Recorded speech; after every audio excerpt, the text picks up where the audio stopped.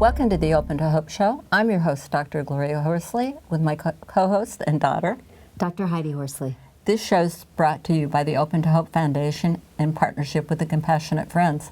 Well, Heidi, what's the number one unacknowledged loss in the world? Oh, you know it's sibling loss. It is sibling loss. Our loss is often unacknowledged, it's minimized, and it's overlooked. And that's why I am so excited to do the show today. It is something that's near and dear to my heart. Jim Giaccone, we've had him on our show before, and he lost his brother Joe in the 9/11 attacks at the World Trade Center.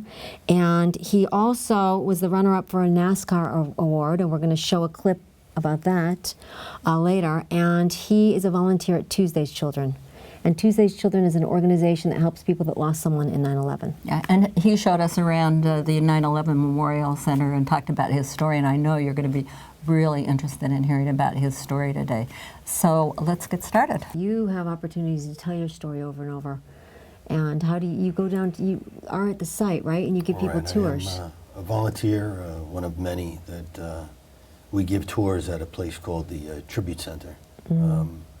And that's where Elizabeth just said that it gave me a voice, and where I'm able to effectively make my brother live on by telling a person-to-person story. We give an overall nuts and bolts tour around the memorial, but the most important part to me is the person-to-person story that we tell at the end of the tour, and it's my way of hoping that my brother is never forgotten. I love that. So it's interesting because your brother died in such a public tragedy, 9/11, and what I'm interested about is, did you feel as a sibling that the siblings were unacknowledged and their loss was minimized, or not so much? You're right that it was in such a public, I mean, Yeah. I had people from all over offering support, but I think I might have taken it upon myself to be that point person for my parents. Okay. I thought I had the wide shoulders that Yeah. I was strong enough, I got big enough shoulders for whatever comes my way, but I don't know if I pushed people away or said I was fine, I'm fine, but it took me years later to find that I needed to have that voice and that community around me. There is a hierarchy of grief, and we're not at the top of that hierarchy oftentimes. No, So- it was definitely, everybody, I heard it multiple times that, the parents aren't supposed to bury a child. And it was never, a brother is never supposed to bury a brother, your older brother. So it was a little bit of that, yes. I definitely felt like I not only lost Scott, but I lost the future I was supposed to have. Because you're grieving not only for the fact that they're not here, but for, like Elizabeth just said, everything that we're missing. Yeah. Without them in our lives. We had our fights. In our teenage years, we had our fights. But when we became young men and we developed we had our own families, we became very, very close. And so I'm very glad, thankful for that. And our children, to this day, are very, very close. Now, I've lost two siblings. You've lost an uncle and an aunt in the last 4 years.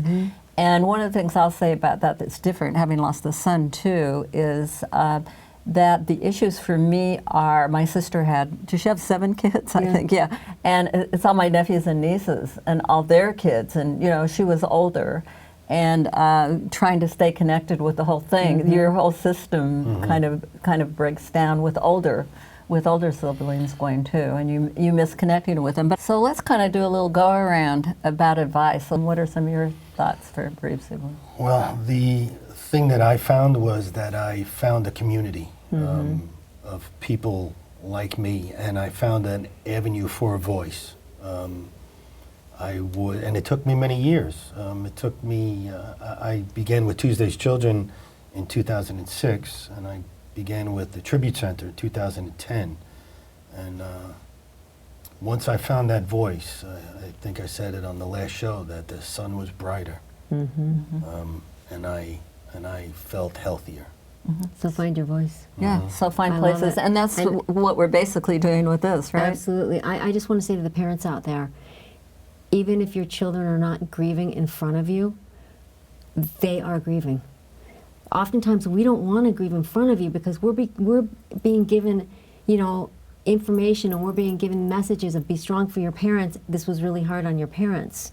So we're trying to be good kids by not grieving in front of you. But it doesn't mean that we're not grieving.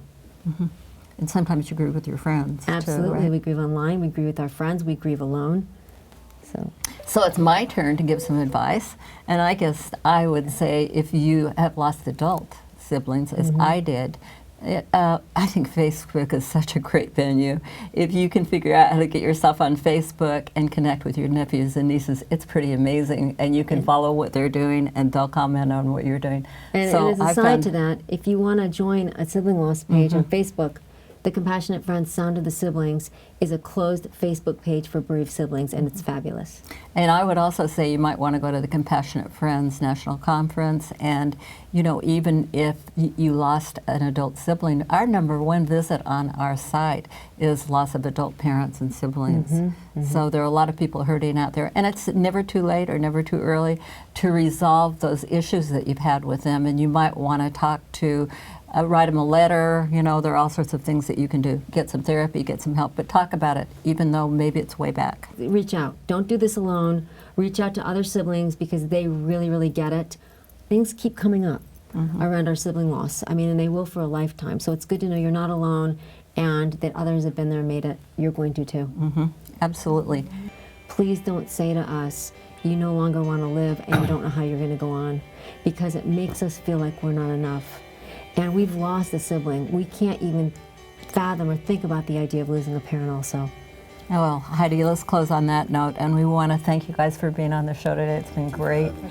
And God bless all you siblings out there. And Heidi and I always want to remind you, if you've lost hope, please lean on ours until you find your own. And good night.